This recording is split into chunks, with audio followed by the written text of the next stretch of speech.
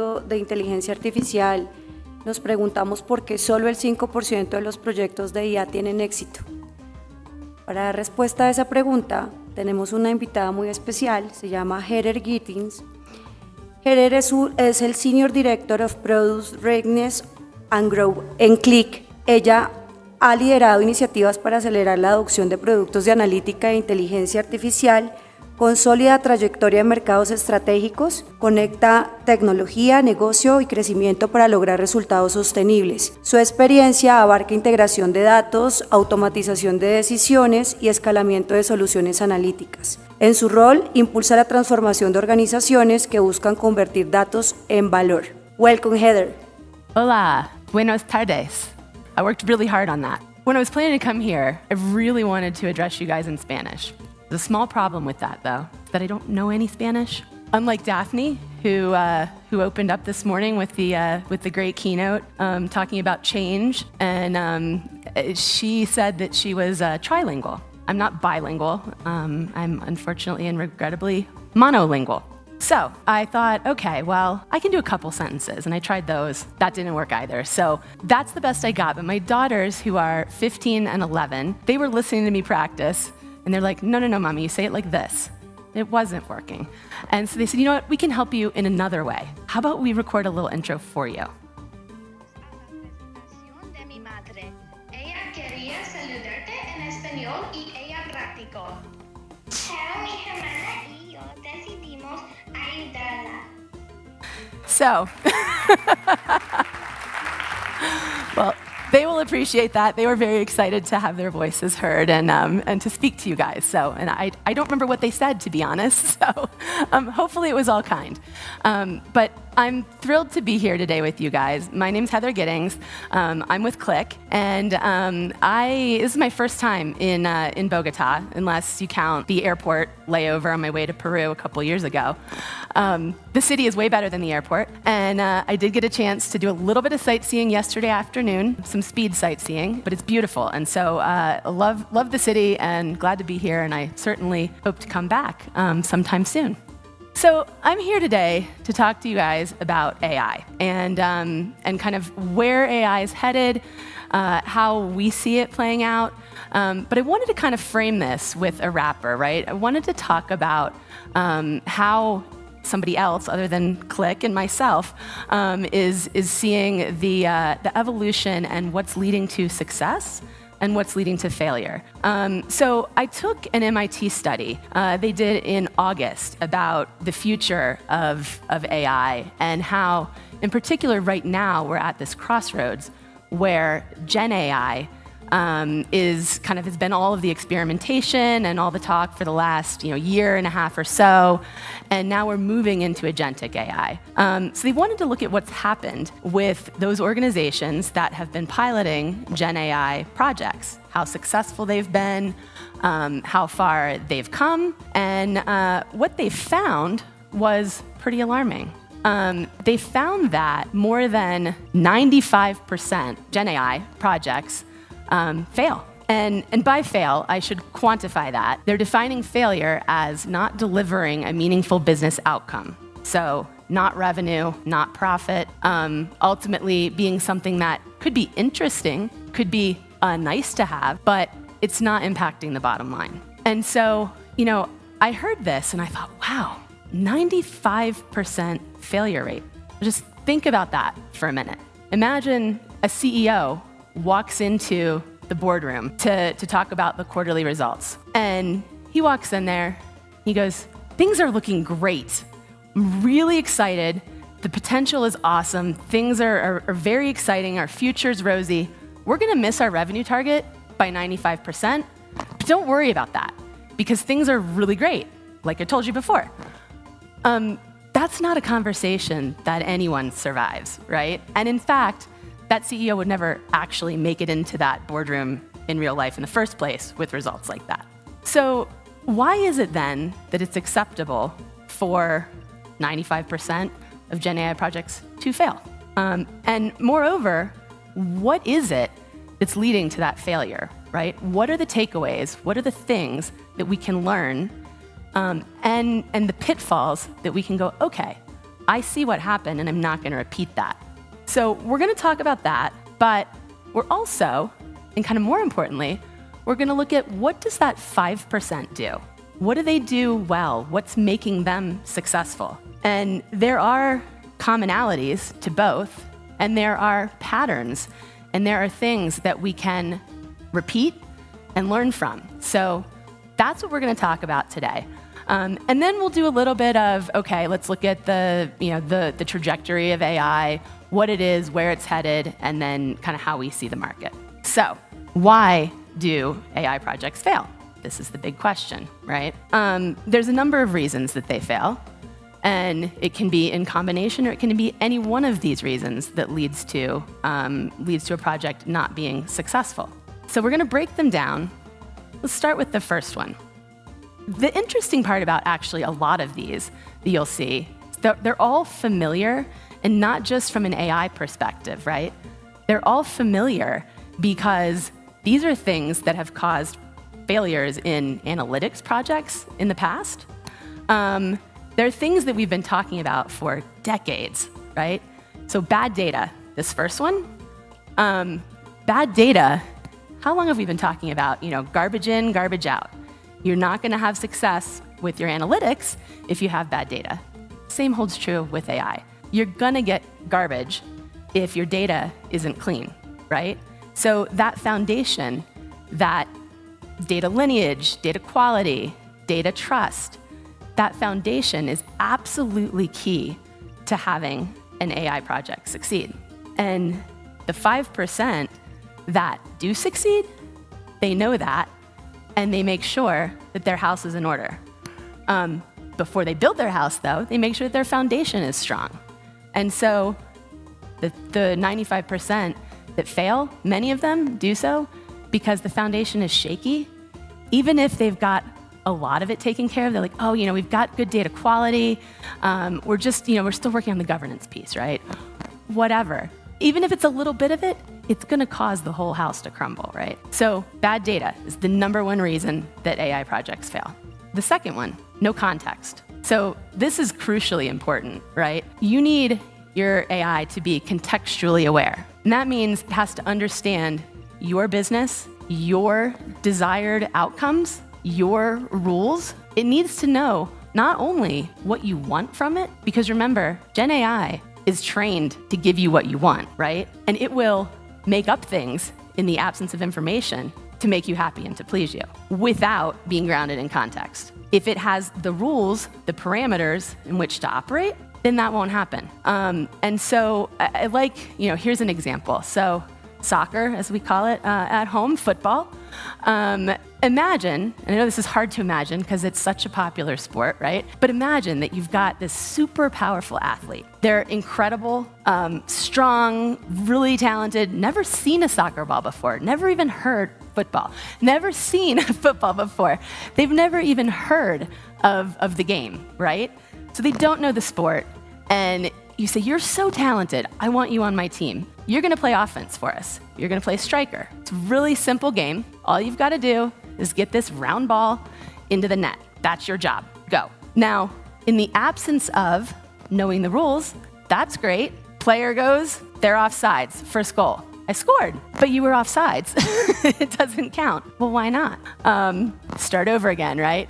They don't know out of bounds. They go out of bounds, hit a big cross into the goal. Doesn't count. Why not? Because they didn't know the rules. AI is no different, right? Your AI needs to be grounded in the rules of your business.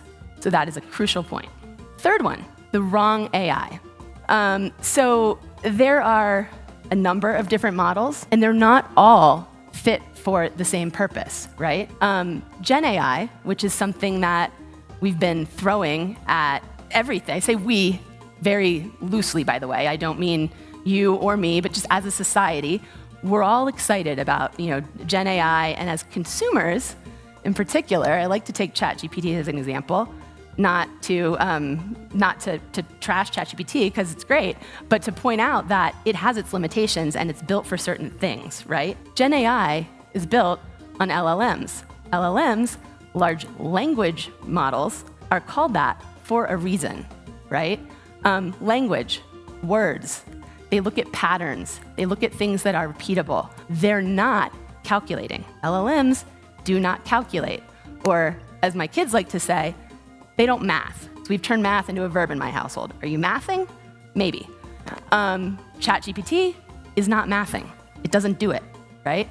So my youngest daughter, Genevieve, who you heard, she learned this the hard way. And I'll give you this little story here. She was doing her math homework, and she didn't have a lot of time, and she wanted to get through it. So she paused between sheets, and she said, "Hey, Mommy, can you have ChatGPT check my work?" I'm like, "What? ChatGPT? What? Do you want me to check it?" And she's like, "No, you're too slow, Mommy. ChatGPT will do it really quick. It's great, does everything right." It doesn't, okay. But I said, "Genevieve, it doesn't do math. It's gonna get some of it right, but it's gonna make some mistakes. And we don't know how much it'll get right and how much it'll get wrong." And she said, "No, Mommy, you're wrong. ChatGPT is great. I use it for everything. Just do it." I'm like, "Fine." So she's staying at the table. She's not allowed to use media while she's doing her homework. So I snap a picture, send it through, pass it back, and give it to her. And she sits there and she's looking at the page. She's looking at her work. Pretty soon she realizes, wait a minute, some of this isn't adding up. It said I got this wrong, but actually I got that right. And she said, I wanted to say I told you so, but I just kind of laughed. So she learned the hard way and wasted some time, but got there. So the bottom line is that models are purpose-built for specific things. If you need something that calculates, if you need something that's going to predict your quarterly forecast, then you need predictive AI. If you want something to look at a bunch of unstructured data and to come up with words that are new and patterns that are new and sentences and things like that, then you need Gen AI. And if you want something to take action for you, then you need agentic AI, which pulls on both of those, and we'll talk about in a little bit. So, complexity. This is another reason that AI projects go south. And when we talk about complexity, this is another one, much like bad data, where it's the classic age-old, wasn't invented as a problem around AI. It's been a problem as long as we've been talking about data, about analytics, largely as long as we've been talking about software. It's the build versus buy dilemma, right? Yes, maybe you can build it.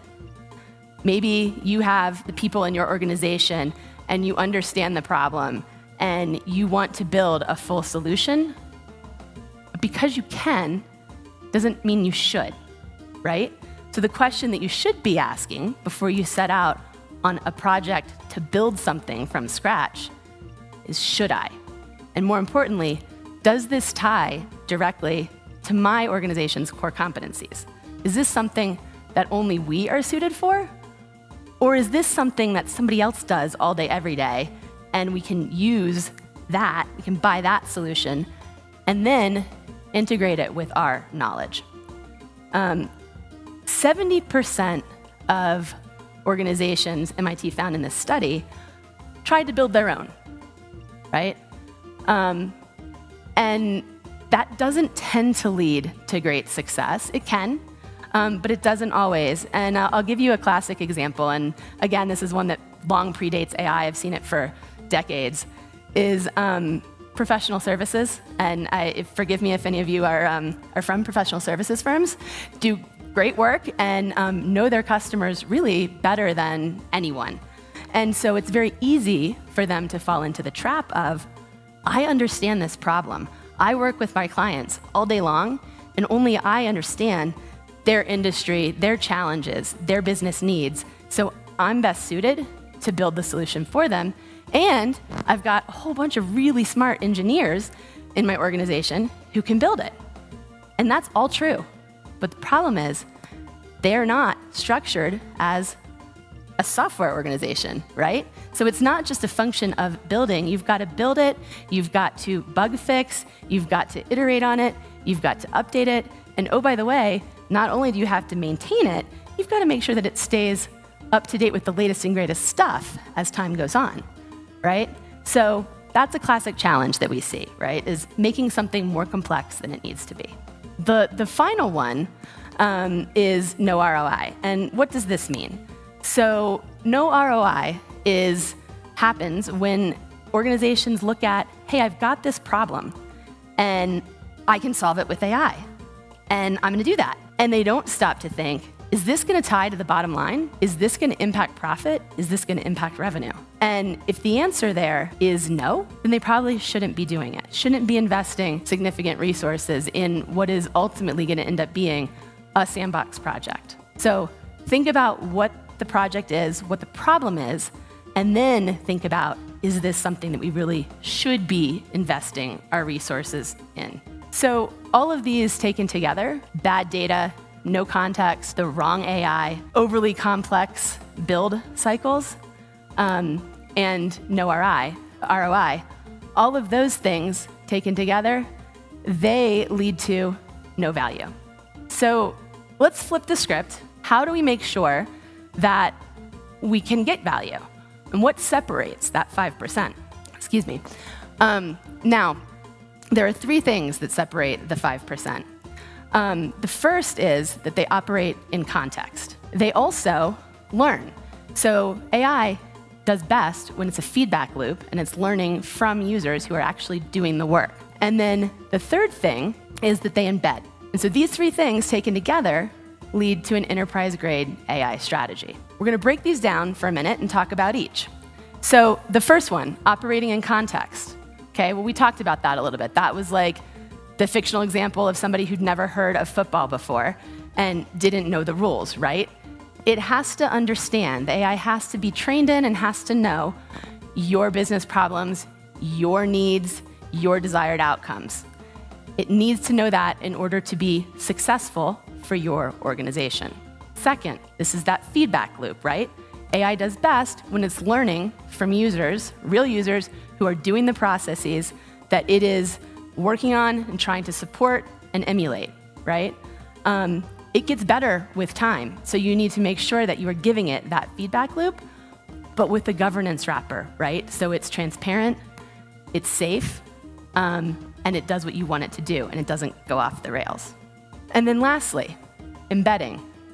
So again, this is another one where this is not unique to AI. We've been talking about this with analytics for 10, 15 years. Adoption increases significantly when you embed into the workflows where people are every day. When you do that, they'll use it. When you create something that sits out here, some people will use it, some people will go there, but not most, right? So that is the key to an enterprise strategy. Embed everywhere. Make sure that you have a feedback loop and make sure that you're operating within context. That you've got contextually aware AI. Those three things put together, not just one, not just two of them, but all three of them, those three things put together are the keys to an enterprise-grade AI strategy. Okay, so now that we've talked about what makes organizations successful and what leads to failure when it comes to AI projects, let's step back for a minute and we're gonna look at AI in general and kind of the trajectory that it's been on and where we are today and where we're headed. So Gen AI has been all the rage. Gen AI is all about knowledge, right? Gen AI is information. It's collecting information, it's gathering information, synthesizing it, giving it back to you in different words, in different ways, right? Agentic AI is all about action. So that's great that we have all that information. Now what are we gonna do with it? And so agentic AI, and I'm gonna read this quote if I can see it. This is from Forbes. And unlike traditional AI models that simply respond to prompts or execute predefined tasks, agentic AI can make decisions, plan actions, and even learn from its experience, all in the pursuit of objectives set by its human creators. Now, I like that quote because it doesn't just talk about how agentic AI has agency, which it does, or how it's taking action, which it does, but it talks about the human creator aspect as well. Now, I want you to remember that because we're gonna get back to that in a second. Now, agentic AI in perspective of AI as a whole. So we've got these two white boxes here, and then agentic AI underpinning that. And that's for a reason. Agentic AI can't operate without predictive AI. or without Gen AI. The agents need to call on those models in order to take action, in order to do something for you, right? Predictive AI, we've talked about it, right? This is the oldest thing. This is where we're still getting the most value, the most ROI within organizations. This is your calculation engine. You need a forecast for the next quarter or the next year. Predictive AI is always your go-to. Gen AI, it's looking at language, it's synthesizing content. Gen AI is great. Gen AI is not fit for everything, right? But agentic AI, which is deploying agents to use both of those, can bring them together in a way that is new, and agentic AI is the thing that is truly disrupting the market now.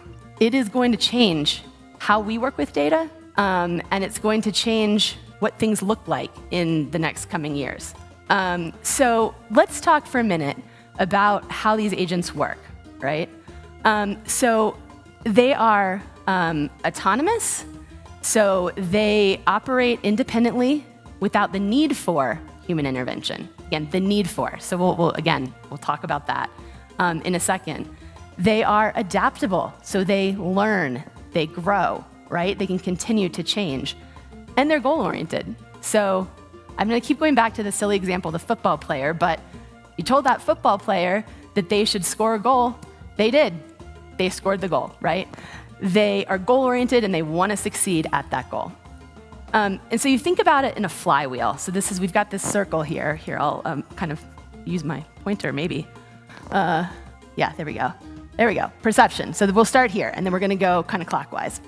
And I'll stop pointing because kind of like my language skills, my pointer skills aren't amazing either.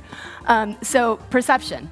So they gather and process data from their environment. So they're collecting all of this data, all of this information, and then they make decisions based off of that and the predefined goals that they have.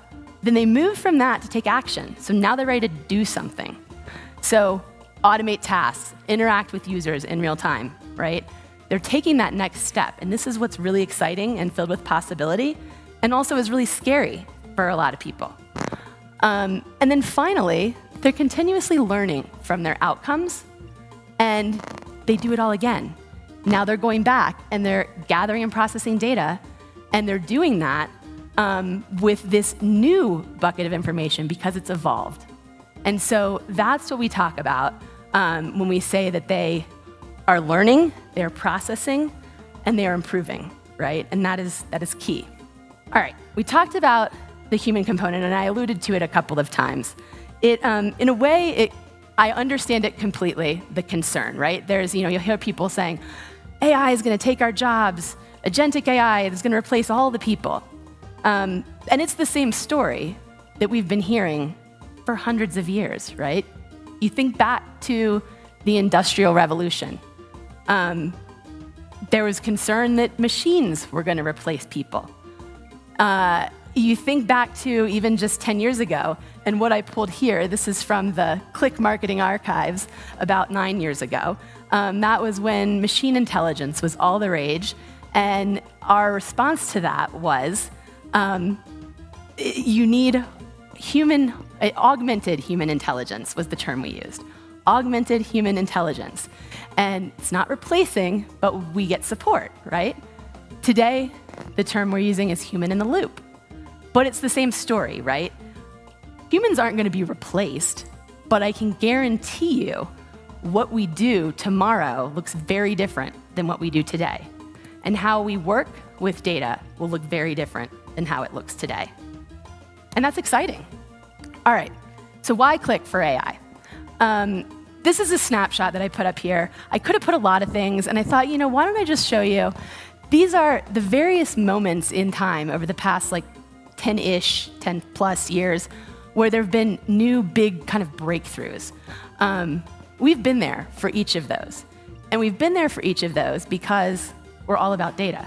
Our foundation is nothing but data. So we do everything from data governance, data quality, data lineage, data trust, through to analytics, machine learning, AI. So we're built for this. Our analytics engine is purpose-built for this, to process this. unlike a lot of new vendors that are popping on the scene that are focused specifically on this fancy new agentic AI train and want to get on, which is natural. That happens when there's something new in the market. But this is our bread and butter. We've been there for 4 years. And we are simply taking agentic AI and infusing it into our platform. And so what you see here, I'll try the pointer one more time. This is kind of our left to right. We're going data foundation, right? All the way through to analyzing and taking action with agentic AI, right? But agentic AI is underpinning all of that. And some of these agents exist today, and some of these are future-looking. But we're very excited about where we are and the direction that we're headed. So I'm going to give you a quick customer story. Talk about Lintech, which is a specialty chemicals distributor. They work with an obscene amount of products. They have over 2,500 products, and these products are very chemically specific. So to understand and underpin, like unpack each of them, you really need to be an expert in chemicals, like a PhD in chemistry. And so they've got a sales team that relies heavily on subject matter experts who are PhDs, chemists, et cetera, and can kind of make sense of and understand all of the mountains of data and encyclopedias of information that they have on each of these chemicals. So they also had a customer churn problem. So they've got kind of this sales productivity problem and this customer churn problem. And they started working with Qlik. They wanted to tackle their customer churn first. And that's a predictive AI problem, by the way, back to use the right solution for the right problem. So we worked with them on a predictive solution to basically look at predict who is most likely to churn and when. And they deployed that, and they were able to save 10% of their customers, which led to millions in their bottom line. And then more recently, they started working with Qlik Answers, which is our natural language assistant and kind of the front end into everything I was showing you on the slide before. And so they deployed Qlik Answers to help them get a handle on all of this information that their sales reps needed to be able to understand the 2,500 plus very scientific chemical products that they had and not have to wait for information from their chemists to get there. So that is one example that kind of helps to put some of this into more concrete, way of thinking. And then lastly, on the Qlik front, I just wanted to show you don't have to take my word for it. Obviously, I am from Qlik, but I'm very proud. I've been with Qlik for almost 12 years now. So I've kind of been with us on this journey. But we are the only vendor that sits as a leader in the Gartner Magic Quadrant in all 3 of the AI-related areas, right? So data integration, data quality, and analytics and BI. Not Microsoft, not Salesforce, no one else, just Qlik. All right, so we've been through a lot of information today.